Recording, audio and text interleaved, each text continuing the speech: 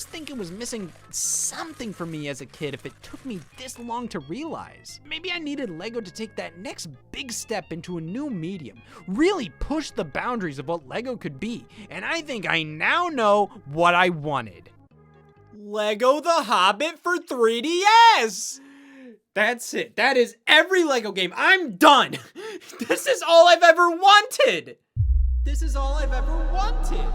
LEGO The Hobbit for 3DS. No way we couldn't go over LEGO's handheld releases, which are almost all completely unique specimen. Take, for example, LEGO Star Wars on the GBA. Spot the difference. I want to play that. They did their best adapting this game to the Game Boy Advance hardware. Their best is many's worst. LEGO Star Wars 2 is definitely an improvement, but I can't in good conscience recommend these to anybody. What is there to gain from that? It's a lose-lose. I'm not being true to myself recommending this, and you'd be pissed playing it. They served their purpose back in the mid-2000s. I'm sure plenty of children got by on this, but even then, these versions were never really anything special.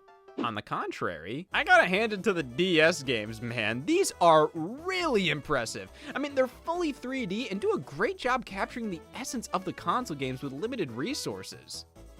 Eventually. Because the first foray on the Nintendo DS, LEGO Star Wars 2, doesn't function, which puts it a hair above LEGO Island 2. That game wishes it couldn't function. This is one of the glitchiest games to ever hit the market, and it deceives you at first, making you think this is about to be just like the console version. And then it decides to LEGO Star Wars 2 on the DS all over the place. And just to add insult to injury, here's the PSP version.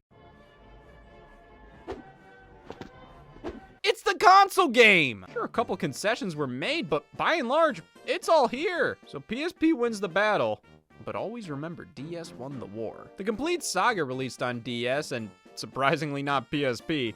I guess this was a mandatory apology to DS owners. This is so much better. It's actually a pretty competent handheld take on the game, which is how I describe a good chunk of these DS titles. They're well done for the most part, though they always feel a bit too slow. It just ends up getting boring a lot faster than the console games.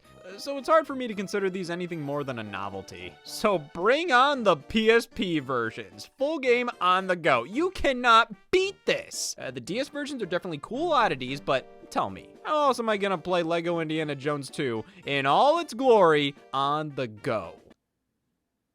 Are you a religious man? Yeah, starting with this game, they just made one handheld version across all the portables from there on out. So the PSP version is the same as the DS game. Who the said thank you to that? I think the DS games are cool, but you know where they aren't cool? Not the DS. I mean, I understand why they did this. It definitely made development a lot easier. But what's impressive on DS is pretty lackluster on PSP, especially considering we were getting the actual console versions on it before. And then it got even worse with LEGO Harry Potter, because now they have to factor in an iPhone version. So that's what we got here, a damn iPhone game on PSP for full price. I guess I can't blame them when they put out DS, 3DS, PSP, PlayStation Vita, and mobile versions of a game. You might as well make it easier on yourself. But you can do that by maybe just not putting out a DS version in goddamn 2013. LEGO Lord of the Rings on Nintendo DS.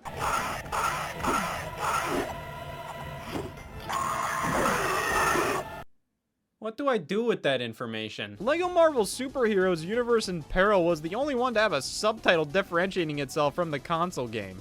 Why would they do that? Was it because they were ashamed of creating a rushed mobile game hastily ported to dedicated handhelds, ranging from one that came out in 2004 to one priding itself on producing graphics on par with a PlayStation 3?